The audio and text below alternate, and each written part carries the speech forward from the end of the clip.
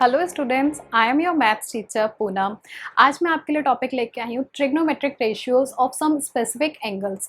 जैसा कि आप सब जानते हैं, लास्ट क्लास में हमने डिस्कस किया था ट्रिग्नोमेट्री। ठीक है, ट्रिग्नोमेट्री क्या था, उसमें हमने रिलेशनशिप पढ़ा था किसका, साइड्स और एंगल्स का। इतना हमें पता है। और हम ये भी जानते हैं कि ट्रिग्नोमेट्री पढ़ने के लिए हम एक ट्राइंगल कंसिडर करते हैं। ट्राइंगल कैसा होता है हमारे पास, राइट एंगल ट्राइंगल। ठीक है, कुछ इस टाइप। बट अगर हमें यहीं पे बोल दे कि ये साइन ए नहीं, हमें साइन 30 डिग्री की रेशियो बतानी है, तब क्या करेंगे हम, उस केस में कैसे फाइंड आउट करेंगे। बस आज का हमारा टॉपिक यहीं पे शुरू होता है। तो हमें क्या डिस्कस करना है, trigonometric ratios of some specific angles. ठीक है, आपने अगर पहले वाला वीडियो अभी तक नहीं देखा है तो पहले वाला वीडियो देख लें, क्योंकि वो आपके लिए बहुत ज़्यादा हेल्पफुल होगा इस टॉपिक को समझने के लिए। तो चलें स्टार्ट करते हैं। रेशियो स्टार्ट करने से पहले मैं आपको बता देती हूँ कि आज हम डिस्कस क्या करने वाले हैं और अब तक हम क्या डिस्कस कर चुके हैं। हमने बेसिकली रेशियोज निकाले थे लास्ट क्लास में, साइन, कॉस और टेन के, जो हमें मिले थे कुछ इस तरीके से, परपेंडिकुलर अपॉन में हाइपोटेन्यूज साइन के लिए, कॉस के लिए मिला था हमें बेस अपॉन में हाइपोटेन्यूज, और टेन के लिए हमें मिला था परपेंडिकुलर अपॉन में बेस। ऐसा ही कुछ इस फॉर्म का टेबल मिला था। यहाँ तक हम डिस्कस करके आए थे, ये चीज़ हमें ध्यान रखनी है। और हमें क्या ध्यान रखना है इसके अलावा, पाइथागोरस थ्योरम याद रखनी है। पाइथागोरस थ्योरम क्या होती है, hypotenuse square equals to perpendicular square plus base square. बस यही चीज़ें हमें ध्यान रखनी है और इसी से हम आगे सॉल्व करेंगे। अब ये तो तब था हमारे पास जब हमने इन जनरल डिस्कस करा था। आज हमें डिस्कस करनी है कुछ साइन। लेट्स से यहाँ पे हमें डिस्कस करना है 0 डिग्री के लिए, 30 डिग्री के लिए, 45 डिग्री के लिए, 60 डिग्री के लिए और 90 डिग्री के लिए। अब हमारे पास देखो एंगल की वैल्यू दी हुई है कि हमें किस पे डिस्कस करना है, किस पे रेशियो फाइंड आउट करना है। तो यहाँ पे अगर मैं बात करूँ, मुझे साइन 0 डिग्री के लिए फाइंड आउट करना है। अगर आपको ये टॉपिक अभी तक समझ में नहीं आया है स्कूल में या कहीं भी, तो आप हमारा वीडियो ध्यान से देखें, क्योंकि ये आपके लिए बहुत ज़्यादा यूजफुल होने वाला है, ना सिर्फ इस क्लास के लिए बट हायर क्लासेस के लिए भी। तो स्टार्ट करते हैं। आज जो मैं डिस्कस करूँगी इस वाले वीडियोज़ में, हम डिस्कस करेंगे 30 डिग्री के लिए, 45 डिग्री के लिए और 60 डिग्री के लिए। हम इन तीन वैल्यूज के लिए डिस्कस करेंगे। तो हम क्या करेंगे, पहले एक राइट एंगल ट्राइंगल यहाँ पे बना लेते हैं। उसको मैं नेमिंग भी कर दूंगी ABC। और मैं क्या फाइंड आउट कर रही हूँ पहले वो लिख लेती हूँ। तो मैं 45 डिग्री के लिए वैल्यूज फाइंड आउट करूंगी। अब देखो हमारे पास क्या है, राइट एंगल ट्राइंगल है। तो मैंने यहाँ पे एक राइट एंगल फॉर्म हुआ है, तो वहाँ पे मैंने मार्क कर लिया कि ये 90 डिग्री हमारा फॉर्म कर रहा है। ठीक है, तो मैंने बना लिया। अब हमें क्या बच गया है, हमें फाइंड आउट करना है 45 डिग्री पे। दैट मीन्स हमारा एक एंगल यहाँ पे 45 डिग्री होना चाहिए, राइट। इससे अलग एक एंगल हमारे पास 45 डिग्री है, तो मैंने यहाँ पे मार्क कर लिया, दिस इज 45 डिग्री। अब देखो थर्ड एंगल हम कैसे फाइंड आउट करेंगे। थर्ड एंगल हमें पता है, अगर ये 90 डिग्री है और ये 45 डिग्री है, तो दोनों का मिला के सम कितना हो जाएगा, 135 डिग्री हो जाएगा। और तीनों का सम मिला के, angle A, angle B, angle C को मिला के टोटल सम कितना होना चाहिए हमारे पास, 180 डिग्री होना चाहिए। ठीक है, तो यहाँ पे हमें इन दोनों का सम करके मिला 135 डिग्री। और हम इसको किस में से माइनस कर सकते हैं, 180 डिग्री में से माइनस करेंगे तो हमें मिल जाएगा 45 degree. That means angle C हमें क्या मिल गया, 45 डिग्री। यहाँ तक समझ में आया कैसे हमें मिला। अब देखो यहाँ पे हमें दो एंगल्स सेम मिल गए, एक ही ट्राइंगल में हमें दो एंगल्स सेम मिले हैं, इक्वल मिले हैं। तो हम क्या करेंगे, दैट हमें पता है जब दो एंगल्स इक्वल होते हैं तो उनके ऑपोजिट साइड्स भी इक्वल होती है, ऐसा ही कुछ होता है। ठीक है, इतनी चीज हमें समझ में आ गई कि ये वाली साइड और ये वाली साइड इक्वल होगी। अब आगे सॉल्व करने के लिए मैंने क्या किया, मैंने इस वाली साइड को 1 मान लिया। अब ये यहाँ पे 1 सेंटीमीटर नहीं है, मैंने इसको 1 यूनिट मान लिया। ठीक है, इसको मैंने 1 यूनिट मान लिया। तो सेम ये अगर हमारे पास 1 यूनिट है तो ये भी 1 यूनिट हो जाएगी। यहाँ तक कोई दिक्कत नहीं है, आगे चलते हैं। अब देखो हमें क्या पता चल गया, यहाँ पे हमें एंगल्स पता लग गए, तीनों एंगल्स पता है हमें यहाँ पे, और दो साइड्स पता है। तो हम क्या कर सकते हैं, थर्ड साइड फाइंड आउट कर सकते हैं। कैसे फाइंड आउट कर सकते हैं, मैंने आपको बताया था, जब हमारे पास थर्ड साइड नहीं होती है तो हम पाइथागोरस थ्योरम की हेल्प से फाइंड आउट कर लेते हैं। ठीक है, तो यहाँ पे अगर हम पाइथागोरस थ्योरम लगाएंगे तो हमें पता है ये कितना है हमारे पास, हाइपोटेन्यूज है मैं इसको नेमिंग कर लेती हूँ। अभी मैं ये एंगल अपोजिट साइड परपेंडिकुलर होती है और एडजेसेंट साइड बेस होती है, ठीक है, और ये हमें हाइपोटेन्यूज मिल गया, ठीक है। अब देखो, अब हमें क्या करना है, अब हमें क्या करना है, हाइपोटेन्यूज फाइंड आउट करना है। किसकी हेल्प से? पाइथागोरस थ्योरम की हेल्प से। तो हम क्या कर सकते हैं, पाइथागोरस थ्योरम लिख लेंगे पहले हम, H square equals to P square plus B square, ये सही है। अब हमें पी स्क्वायर की वैल्यू क्या है हमारे पास, परपेंडिकुलर कितना है, 1 है, तो 1 का स्क्वायर। बी की वैल्यू कितनी है, 1 है, तो 1 का स्क्वायर। 1 का स्क्वायर इज 1 प्लस 1 का स्क्वायर इज 1, तो कितना मिल गया हमें, दोनों का ऐड करके मिल जाएगा हमें 2। किसके लिए मिला, एच स्क्वायर इक्वल्स टू 2 मिला हमें, ठीक है। अब देखो, अब हमें एच की वैल्यू फाइंड आउट करनी है, तो ये स्क्वायर यहाँ से इधर जाएगा तो ये रूट में कन्वर्ट हो जाएगा, तो h की वैल्यू हमें क्या मिल जाएगी, √2 मिल जाएगी। यहाँ पे मैं लिख लेती हूँ, h की वैल्यू मुझे मिल गई है √2। यहाँ तक समझ में आया, यहाँ तक कोई डाउट नहीं है, आगे चलते हैं। अब देखो, ये हमें सब कुछ मिल गया है, अब हमें क्या फाइंड आउट करना है, साइन 45 डिग्री की वैल्यू फाइंड आउट करनी है। अब हमें रेशियोज तो पता है, ये परपेंडिकुलर है और अपॉन में हाइपोटेन्यूज है, तो मैं यहाँ पे लिख लेती हूँ, मुझे फाइंड आउट करना है साइन 45 डिग्री। साइन 45 डिग्री क्या होता है मेरे पास, परपेंडिकुलर अपॉन में हाइपोटेन्यूज, राइट। तो परपेंडिकुलर कितना है मेरे पास, 1 यूनिट है, मैंने लिख लिया 1, और हाइपोटेन्यूज हमें मिल गया √2, तो ये हमें मिल गई साइन 45 डिग्री की वैल्यू। नेक्स्ट,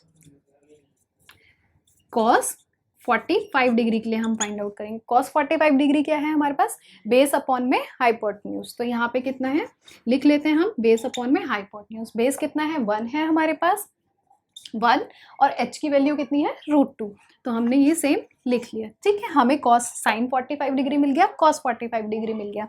अब हमारे पास क्या बच गया है, टेन 45 डिग्री, 1045 डिग्री मिल गया। अब हम 1045 डिग्री को कैसे फाइंड आउट कर सकते हैं, इस तरीके से भी फाइंड आउट कर सकते हैं, साइन 45 डिग्री अपॉन में कॉस 45 डिग्री, ये भी एक रिलेशन होता है, या फिर मैं डायरेक्ट इसकी हेल्प से फाइंड आउट कर लूँ। इसको मैं ऐसे भी लिख सकती हूँ, P अपॉन में B, राइट। वो सॉल्व करके हमें P अपॉन में B ही मिलता है, परपेंडिकुलर अपॉन में बेस मिलता है।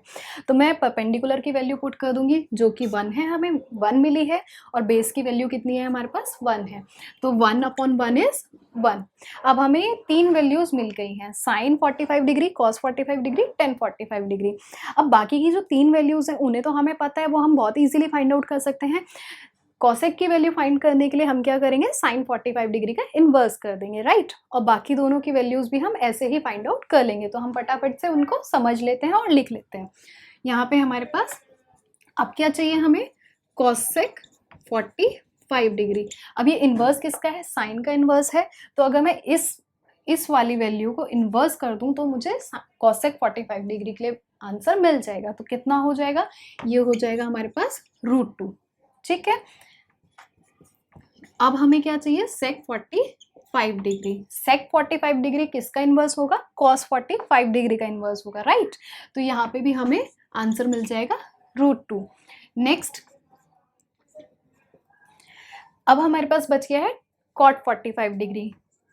कॉट 45 डिग्री, कॉट 45 डिग्री हमारे पास किसका इन्वर्स होगा, टेन 45 डिग्री का। अब अगर हमें टेन 45 डिग्री का इन्वर्स हम निकालेंगे तो 1 अपॉन में 1 इज 1, तो हमें मिल गया, यहाँ पे इनके लिए वैल्यूज मिल गई है। किसकी, नेक्स्ट, अब अगर मैं बात करती हूँ, पहले मैं फाइंड आउट कर लेती हूँ 60 डिग्री के लिए, ठीक है। तो मैंने यहाँ पे क्या किया, मैंने इस वाले एंगल को 60 डिग्री मान लिया, ठीक है। एक एक करके सॉल्व करेंगे, तो अभी हम पहले 60 डिग्री के लिए सॉल्व कर लेते हैं। मैंने अगर इस एंगल को 60 डिग्री मान लिया, और ये हमें पता है ये वाला एंगल 90 डिग्री का है, तो हमें रिमेनिंग कितना मिल जाएगा angle, this will be 30 degree, ठीक है ना। अगर यहाँ पे 90 है तो इन दोनों का सम भी 90 ही आएगा। तो यहाँ पे 60 डिग्री मिला हमें, रिमेनिंग कितना बच गया, 30 डिग्री। अब देखो, अब हमें क्या करना है, हमें पहले वाले ट्रायंगल में पता था कि 2 साइड्स इक्वल थी, तो हमने एक को 1 यूनिट माना, तो दूसरा भी हमें 1 यूनिट मिल गया था। लेकिन यहाँ पे तो कुछ भी ऐसा नहीं है, तो हम क्या करेंगे, मैं इस वाली साइड को एक्सटेंड कर लेती हूँ, ठीक है। मैंने इस वाली साइड को एक्सटेंड कर लिया, और इस वाली साइड को भी मैंने थोड़ा सा एक्सटेंड कर लिया, ठीक है। अब देखो इस वाली साइड को आप सोच रहे होगे कि मैंने इन दोनों साइड्स को क्यों एक्सटेंड किया, उसके पीछे एक रीज़न है। अभी हमें यहाँ पे साइड्स नहीं पता है और कोई भी साइड इक्वल नहीं है, तो हम क्या करेंगे, हम इसको एक इक्विलेटरल ट्रायंगल बनाने की कोशिश करेंगे ताकि हमें साइड्स इक्वल मिल। तो अब हम क्या करेंगे, इस पर्टिकुलर पॉइंट से मैंने क्या किया, यहाँ पे एक एंगल फॉर्म करा। यहाँ पे मुझे पता है 30 डिग्री है, मैंने एक 30 डिग्री का एंगल फॉर्म करा, ठीक है। ये एंगल क्या है मेरे पास, मैंने 30 डिग्री का बनाया है, तो मैंने इसको मार्क कर लिया 30 डिग्री। अब और इन टोटल ये वाला एंगल कितना हो जाएगा हमारे पास, दोनों का मिला के 60 डिग्री हो जाएगा।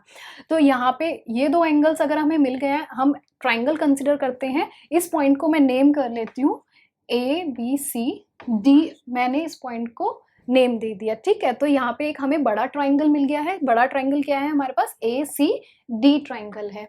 तो अगर मुझे एंगल D फाइंड आउट करना है तो हम क्या यूज़ करेंगे, हम वही यूज़ करेंगे कि ट्राइंगल का सम कितना होता है। ट्राइंगल का सम होता है 180 डिग्री। तो this is 60, this is 60, remaining कितना बच गया 60 डिग्री। तो this will be again 60 degree.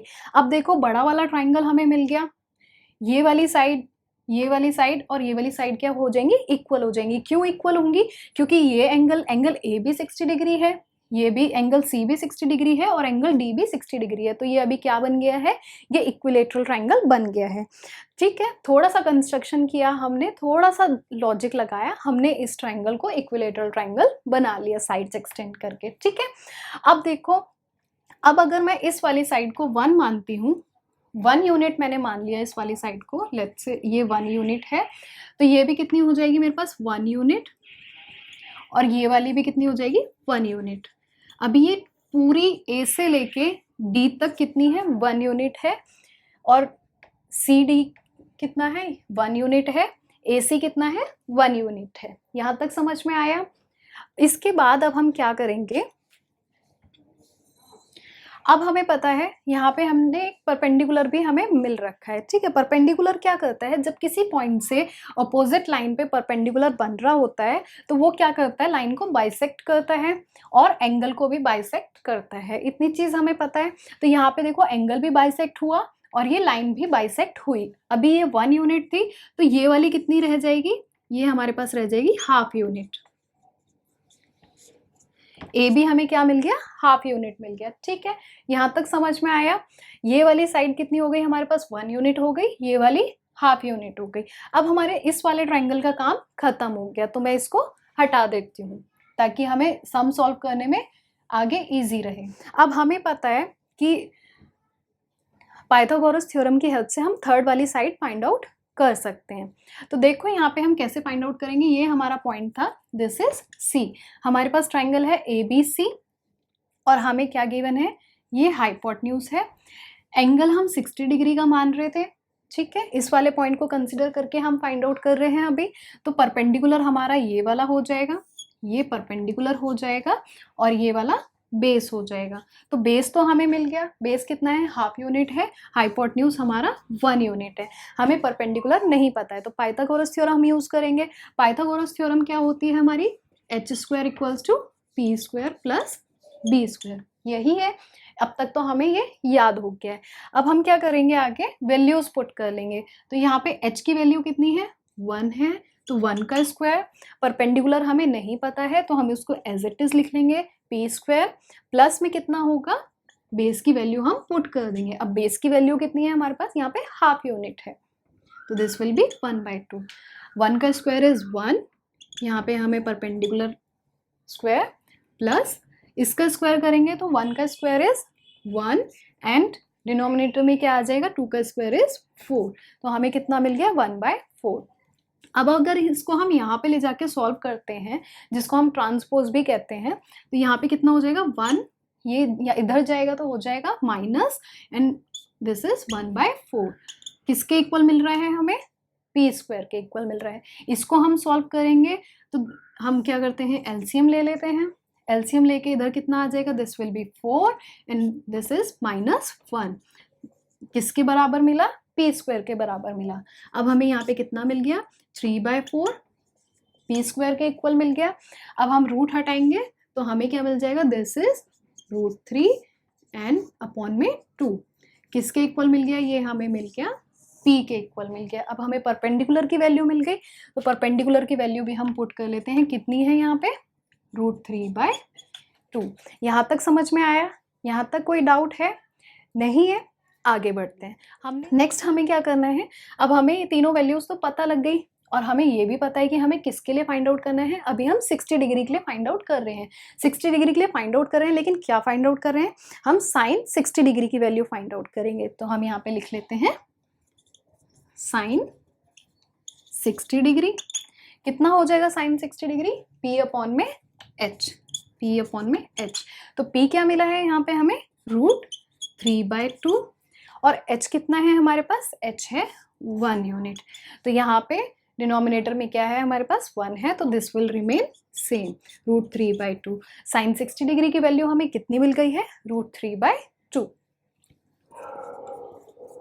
अब हमें क्या फाइंड आउट करना है, कॉस के लिए फाइंड आउट करना है। अब हम कॉस के लिए फाइंड आउट करेंगे, this is cos 60 degree. Cos 60 degree क्या होगा हमारे पास, बेस अपॉन में हाइपोटेन्यूज। तो बेस कितना है हमारे पास, हाफ है, इसको हमने लिख लिया हाफ, और हाइपोटेन्यूज कितना 1 है, तो this will again remain same 1/2। अब हम क्या फाइंड आउट करेंगे, हम फाइंड आउट करेंगे 10 के लिए, ठीक है। तो हम लिख लेते हैं यहाँ पे 10 45 डिग्री। 10 45 डिग्री अब हम फाइंड आउट करेंगे। तो 10 45 डिग्री को हम क्या कर सकते हैं, p अपॉन में b लिख सकते हैं। परपेंडिकुलर कितना है हमारे पास, √3/2 और बेस कितना है 1/2। अब ये सॉल्व करना तो हम पहले ही सीख के आए हैं, तो हम फटाफट से इसको सॉल्व कर लेते हैं। तो दिस विल बी √3/2 और ये ऊपर जाएगा तो यहाँ पे मल्टीप्लिकेशन का साइन आ जाएगा, डिनोमिनेटर नीचे वाला पार्ट ऊपर चला जाएगा और ये आ जाएगा 2 अपॉन में 1। तो मैं इसको ये वाला पार्ट में रब कर देती हूँ। अब हमें इसकी ज़रूरत नहीं है क्योंकि वैल्यूज़ हम यहाँ पे लिख चुके हैं। तो सॉल्व करके कितना मिल जाएगा हमें,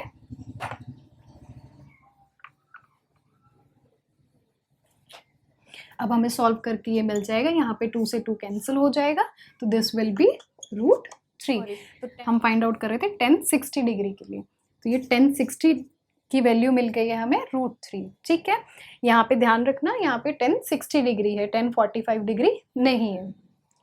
अब देखो यहाँ पे हमें 3 वैल्यूज मिल गई हैं साइन कॉस 10 की, तो बाकी की वैल्यूज हम इधर फाइंड आउट कर लेते हैं। तो कितनी हो जाएगी वैल्यू, साइन का इन्वर्स क्या होता है हमारे पास, कॉसेक होता है, तो यहाँ पे कॉसेक 60 डिग्री। तो कॉसेक 60 डिग्री कितना हो जाएगा, नीचे वाला पार्ट ऊपर चला जाएगा और ऊपर वाला पार्ट नीचे आ जाएगा, तो कितना हो जाएगा ये 2/√3। डिफिकल्ट नहीं है ये बिल्कुल भी, हमने बस उसको इन्वर्स कर दिया, ठीक है। फिर हमें क्या फाइंड आउट करना है, सेक 60 डिग्री। सेक 60 डिग्री कितना होगा, कॉस 60 डिग्री का इन्वर्स हो जाएगा, तो यहाँ पे 2 ऊपर चला जाएगा और 1 नीचे आ जाएगा, तो ये कितना हो जाएगा 2, ठीक है। अब क्या बच गया, अब हमारे पास एक और वैल्यू बच गई है, किसका इन्वर्स बच गया है, 10 का इन्वर्स बच गया है। 10 का इन्वर्स क्या होता है, कॉट होता है हमारे पास, तो हम कॉट 60 डिग्री की वैल्यू फाइंड आउट करेंगे। तो यहाँ पे कितना हो जाएगा, ये √3 है हमारे पास, तो इसको हम ऐसे भी लिख सकते हैं √3/1, सही है ना। हमने इसको क्या करा, फ्रैक्शन में बना लिया, ठीक है। तो इसको अगर हम ऊपर ले जाएंगे तो 1 वाला पार्ट ऊपर आ जाएगा और √3 डिनोमिनेटर में आ जाएगा, तो कॉट 60 डिग्री की वैल्यू क्या हो गई, 1/√3। आई होप यहाँ तक आपको समझ में आया होगा। तो अब हम आगे मूव ऑन करते हैं, ठीक है। आगे मूव ऑन करने के लिए हमें बस इस फिगर को ध्यान से ऑब्जर्व करना है। अभी ये वाला पार्ट बाकी रिमेनिंग पार्ट में रब कर देती हूँ। ये वाला जो पॉइंट है मेरा सी पॉइंट, इसको मैं यहाँ से पकड़ के नीचे ले आती हूँ ताकि ये वाला हमें कुछ इस तरीके से मिल जाए, बेस मिल जाए हमें, ऐसे ये वाला हमारा बेस बन जाए, ठीक है। तो यहाँ तक क्लियर है सबको, हमने बस फिगर को रोटेट कर दिया, कितना रोटेट करा, 90 डिग्री रोटेट करा। अब हमें पता है जैसे वैल्यूज हमने फाइंड आउट करे थे हम वैसे ही पुट कर लेंगे। तो BC की वैल्यू हमारे पास कितनी थी, BC हमें मिला था √3/2, हमने लिख लिया। यहाँ पे कुछ भी नहीं करा, सिर्फ इस फिगर को घुमा के उसकी वैल्यू सेम करके लिख लेंगे। और यहाँ पे AB की वैल्यू कितनी है, AB की वैल्यू हमारे पास है 1/2, ठीक है, अब क्या बचा हमारे पास, AC बच गया। AC कितना है हमारे पास, 1 है। 1 सेंटीमीटर मीटर नहीं है, ये 1 यूनिट है। ठीक है, इस फिगर की अब हमें जरूरत नहीं है, इसको मैं हटा देती हूँ। अब देखिए यहाँ पे पहले हमने कंसिडर करा था एंगल 60, लेकिन अब हमें कंसिडर करना है एंगल 30 डिग्री। तो एंगल 30 डिग्री अगर मैं कंसिडर करती हूँ तो इसके ऑपोजिट वाली साइड क्या हो जाती है, ये वाली साइड हो जाएगी परपेंडिकुलर। ठीक है, यहाँ तक समझ में आया। और ये वाली साइड हो जाएगी बेस, और ये तो हमें पता है ये वाली साइड हमारी हाइपोटेन्यूज है जो कि 1 के इक्वल है। तो आगे चलते हैं, सॉल्व करते हैं 30 डिग्री के लिए। तो मैं लिख लेती हूँ यहाँ पे, तो यहाँ पे कितना है P अपॉन में H। P कितना है 1/2 और H कितना है हमारे पास, दिस इज 1। तो यहाँ पे हमें कितना मिल गया, this is equals to 1/2। Next, अब हमें क्या फाइंड आउट करना है, हमें फाइंड आउट करना है cos 30 degree. This is equals to B upon में H। B की वैल्यू कितनी है हमारे पास, √3/2 अपॉन में H कितना है 1 है, तो हम लिख लेते हैं 1। This is equals to √3/2। ठीक है, अब देखो अब क्या बच गया हमारे पास, tan 30 डिग्री। तो ये कैसे फाइंड आउट करेंगे, हमें पता है ये क्या होता है, P अपॉन में B। P कितना है हमारे पास 1/2 और बेस कितना है √3/2। तो अब हम इसको सॉल्व करके देख सकते हैं क्या आएगा हमारे पास, this is equals to 1/2 into में 2 ऊपर चला जाएगा, 2 अपॉन में √3। यहाँ तक सही है, समझ में आया। अब देखो 2 से 2 कैंसिल हो गया और यहाँ पे कितना बच गया हमारे पास 1/√3। अब क्या, तो this will be cosec 30 degree. कितना होगा हमारे पास, साइन का इन्वर्स होगा, तो ये 1/2 2 ऊपर चला जाएगा इधर, तो कितना बच जाएगा 2। नेक्स्ट, अब हमें चाहिए कॉस का इन्वर्स, तो यहाँ पे हमें मिलेगा sec 30 डिग्री। कितना होगा, इसको हम ऊपर ले जाएंगे, 2 ऊपर चला जाएगा और √3 नीचे आ जाएगा, तो दिस विल बी 2 अपॉन में √3। समझ में आया, आगे चलते हैं। 6 लास्ट क्या बच गया है हमारे पास, 10 का इन्वर्स बच गया। 10 का इन्वर्स हमारे पास क्या होगा, cot। तो अब हमें वैल्यू किसकी चाहिए, cot 30 डिग्री की वैल्यू चाहिए। ठीक है, cot 30 डिग्री की वैल्यू अब हम कैसे फाइंड आउट करेंगे, 10 का इन्वर्स करके। 10 का इन्वर्स हमारे पास क्या है 1 अपॉन में √3, तो √3 ऊपर चला जाएगा और 1 नीचे आ जाएगा, तो इसको हम ऐसे भी लिख सकते हैं √3 अपॉन में 1, या फिर सिर्फ √3 भी लिख सकते हैं। यहाँ तक आप सबको समझ में आया। ओके, तो आज की क्लास में हमने पर्टिकुलर ये वैल्यूज सीखे हैं। ठीक है, ये ट्रिग्नोमेट्रिक फंक्शंस निकालने सीखे हैं।